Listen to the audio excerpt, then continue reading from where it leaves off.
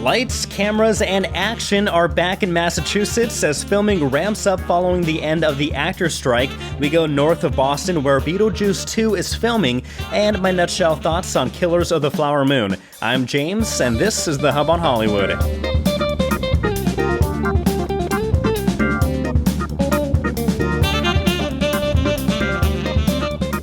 All right, welcome back to another episode of The Hub on Hollywood. Jamie is not here, but we still have a very fun, jam-packed episode for you. But before we get to the topic at hand regarding the filming happening once again here in Massachusetts, here in New England, I want to say thank you so much for listening, and be sure to follow us on social media where you will be getting the latest updates of the filmmaking industry here in New England. So be sure to follow us at Hub on Hollywood on Twitter, Facebook, Instagram, TikTok, Threads, at Hub on Hollywood. You can follow myself at James Rojas MMJ on Twitter. On Instagram, it's James Rojas News. For Jamie on Twitter, it is J Blanco Newsy, Newsi. And on Instagram, it is LadyJam21. And be sure to follow us also, hit like and subscribe on YouTube, and ring that bell to catch new episodes of the podcast. But let's jump right into it. The buzz that was happening all around the Boston area. Jenna Ortega and Tim Burton were in town, seen working on one of the final days of production of Beetlejuice. I happened to join the fans that were out there trying to get a glimpse of the A-list stars and directors. As you may know, Beetlejuice 2 was just days away from wrapping up filming, but then the actor strike started, bringing everything to a standstill. But almost as quickly as things shut down after the 118-day strike, things were quick to start filming once again in Melrose, Massachusetts, about 10 miles north of Boston. A little neighborhood was transformed to look like Halloween all over again to film this pivotal scene for Beetlejuice 2. I spoke to several people who showed up on the second day of filming, and here's what they experienced. Here's what they had to say about mini Hollywood coming to Little Melrose.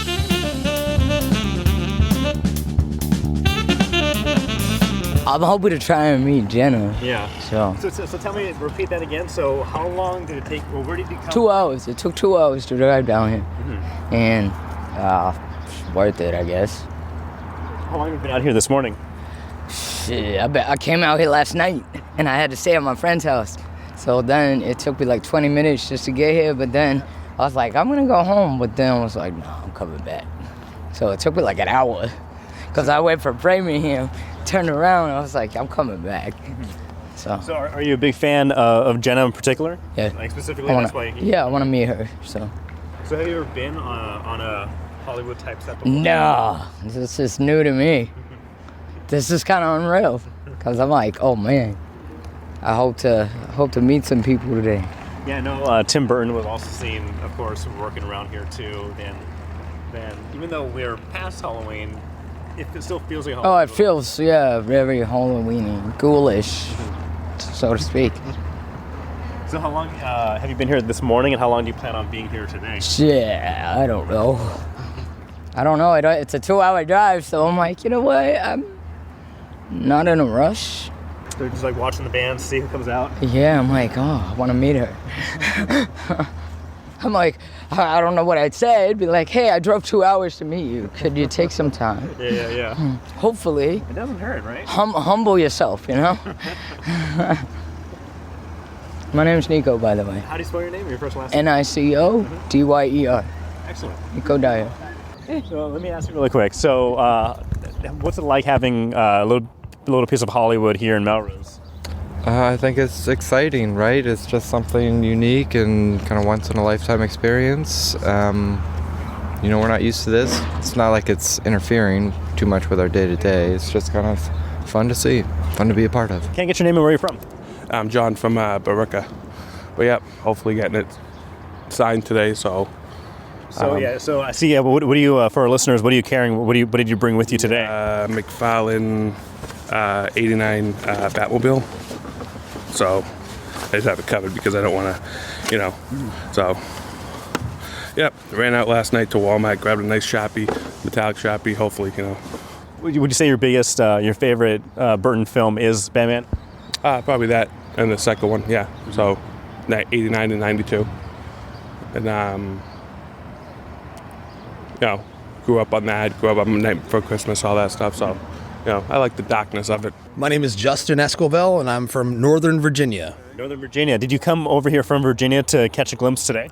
I left last night at 10 o'clock and drove all the way through the night and just got here. So, about a 7.5 hour drive here just for this. So what about this in particular are you looking forward to the most? I know some are looking forward to Jenna Ortega, some are looking forward to Tim Burton. What brought you specifically out here? It's got to be Tim Burton. He's my favorite filmmaker of all time. He's the one that got me into film in general and got me into art, and being someone that's unique and an outsider, I've always connected to his work, and just to be able to see him direct a sequel to one of his most iconic classic movies ever made was just a chance I could not pass up.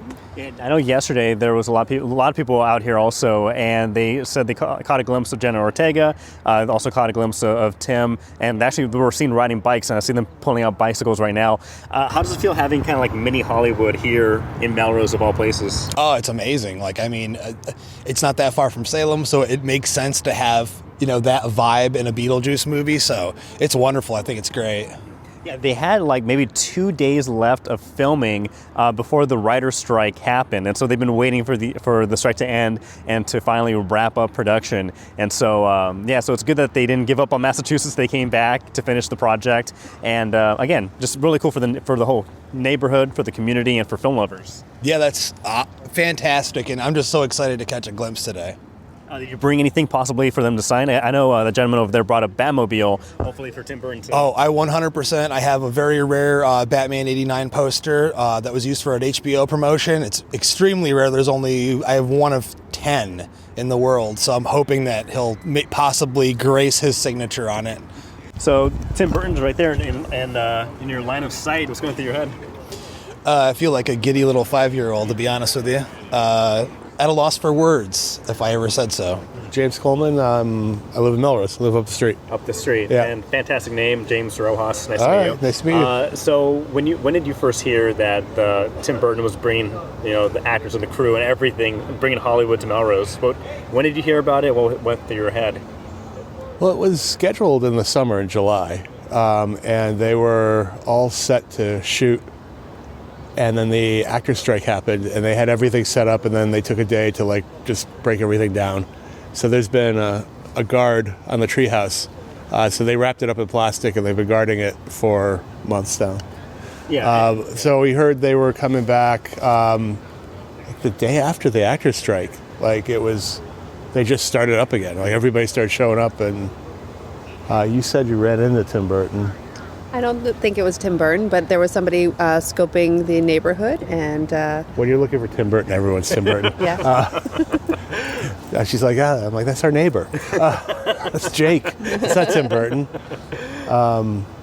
So quickly after that, and then it's been great. I think we've met more neighbors than we've ever met, since being here.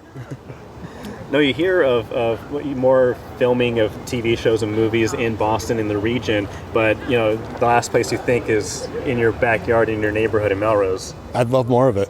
I think it's great. It's slow down the traffic on our street. And So can you describe for our listeners that tree? Because again, I was so fully immersed that it didn't even cross my mind that was a fake tree. So I don't know what it's made out of. I thought it was metal, but people have said it's concrete, but they dropped it off and it was unpainted. And it just looked like this big, massive tree. They put the branches on with the leaves, and then they came in and they painted it. And you can't tell it from a real tree now. It's gorgeous.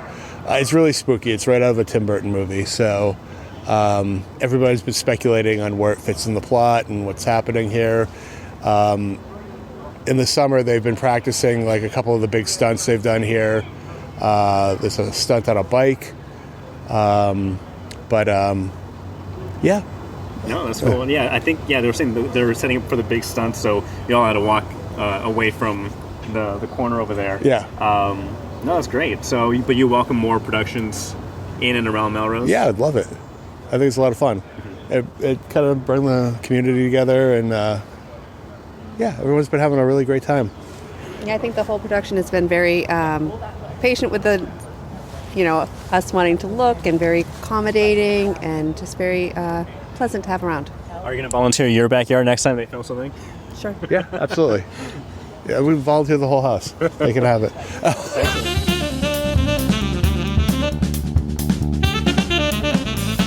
All right, yeah, and it was really fun, really exciting. Nico got a picture with Jenna Ortega, so I think it was definitely worth the hours of traveling and waiting.